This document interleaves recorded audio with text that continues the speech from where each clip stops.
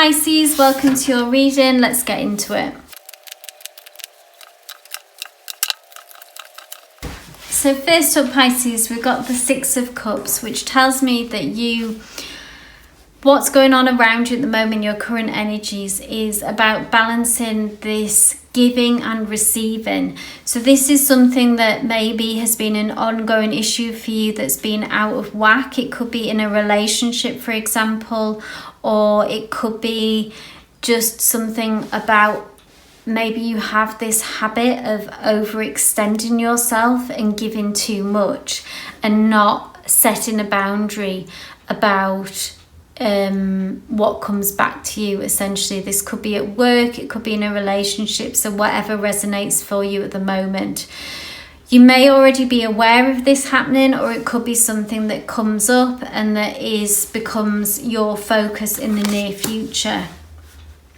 Pisces are emotional by nature and can get into their feelings quickly and can get in deep. So without really checking themselves and checking almost like what's coming back to them. So they'll just a flood of emotion or a flood of effort of feelings, even if it's at work, it can just be this flood of energy and effort, and then kind of take a step back and they feel really depleted because it's just kind of gone. They haven't asked themselves what they need and what they want. Because if you can do this, the universe is asking you to do what you can to balance this. Like I say, setting boundaries, that can be really difficult for Pisces by nature. But setting boundaries is about things being able to be sustainable, about long lasting. It's not sustainable just for you to be doing all the giving and not to have any receiving. You might have issues as well around receiving. Are you able to take things in? Maybe someone is offering you love, or maybe work isn't even pushing you in demanding, but it's just by nature that's what you do. And then you have problems as well letting it come back to you, like letting, say, love in, for example, if you're in a relationship. So you know you, so check what resonates with regards to that. Is it that you aren't getting the reciprocation that you need, or is it that you aren't able to accept it? If you're able to work on this and create more balance, there is so much more emotional fulfillment that is waiting for you on the other side of that. The Nine of Cups is about looking after yourself emotionally. It's about self-care, and it's about emotional fulfillment. So basically, until you're able to address this issue, emotional fulfillment is going to be out of reach for you. So if this is something that you've struggled with for a while, to be honest, most of us are out of whack in some ways with regards to giving and receiving. But this at the minute is at the forefront for you. So it's what you're being presented with. It's what the universe is telling you to focus on at the moment. And I feel like it really needs to be addressed. It's something that maybe you've ignored for a long time. But emotional fulfillment and sustainability, and if it's a relationship, for example, if it's going to make the distance, then you need to feel emotionally fulfilled for it to be positive and for it to be nurturing. And only you can do that. So if you're not able to take love in, no one can make that happen for you. However, the person who is giving you love and it's not going in, for example, will only feel rejected. So that's something to be mindful of. And at the very centre of the reading, we've got the Eight of Swords, and I feel like this is really what stands in your way with this giving and receiving aspect. Is the Eight of Swords talks about anxiety. It's about putting ourselves in our own kind of mental prison, really, with our negative thoughts and fears. And it could be, I'm feeling and picking up on like that there's quite a fear of loss, of getting what you want, and the fear of loss. So sometimes it's easier just to give. So if you expect nothing back, then the theory is that you won't be disappointed, which is understandable and in theory kind of makes sense. But obviously that's not, if we are getting no nothing back, our cup will run dry and it will be depleted, and we will become resentful, or things will break down. It's like giving all your food away and not eating anything yourself. It's just not sustainable.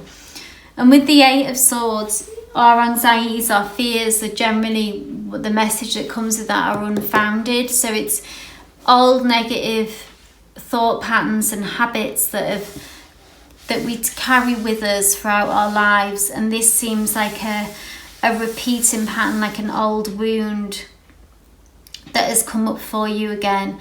And with the Eight of Swords, with these anxieties and fears, what we see is like this chrysalis is actually, it's hanging by a sword and it's surrounded by swords, but it's actually unharmed, it's untouched, it hasn't been damaged, it hasn't been impacted. And that, I feel like, is almost like the reality of your situation. It's actually something very beautiful. If it's a connection, a relationship, or if it's a job even, it could be it's something that is really successful and has like huge potential actually. So if a butterfly will emerge from this chrysalis, that's actually what could happen. That's the real potential here. But you have surrounded it in some way, this kind of beautiful thing as well, with fears and negative thoughts, and it's not able to come out of its chrysalis. Kind of whilst this is happening. Next up, we have the Fool next to that, and that's about taking a risk. So that is about the emotional risk that is being presented to you here, and that's about asking for more, and that's about allowing love or allowing positive feedback, success, or setting a boundary, saying like, I'm going to leave work at this time, I'm not going to stay till be the last person in the office, so I'll make sure that everyone knows that, to somehow prove your worthiness of the job or the project. The Fool is about taking a risk. So whatever that risk looks like to you, it could be an emotional risk in a relationship. It could be about asking for what you need and what you want out of a relationship, and begin to expect that. It could be about allowing love in, or like I say, it could be about setting boundaries at work. So you'll know whatever resonates for you, which situation that applies to. And it's scary, yeah, like this is a little bird here who is having to learn to fly, and that first step off this branch is terrifying, yeah. So things could go wrong. There is no guarantee that you won't be hurt, it won't be a bit of a bumpy ride learning how to do this. But it feels like that if you are going to be able to sustain this, you need to start being able to operate in a different way that serves you better and take this risk. Because what we have next to this is the Father of Swords, and I feel like that would be you on the other side of this. It's almost, I feel like once you start speaking your truth, you're going to be really good at it. It's almost like this untapped skill that you've got. It's almost like once you get the ball rolling, once you spread your wings and can fly, that you'll be really good at flying, and you'll be like, oh my God, I never knew that I could do this. This is fantastic. The Father of Swords is pretty fearless, really. They are excellent communicators. They are committed to the truth. They are boundaried. They are head over heart, really, as well. Like they're pretty they're strategic in a sense, but really they have a reputation in some ways for being cold, but it's not that really. It's just that they're committed to the truth, and so that can ruffle feathers and that can come across a bit abrupt.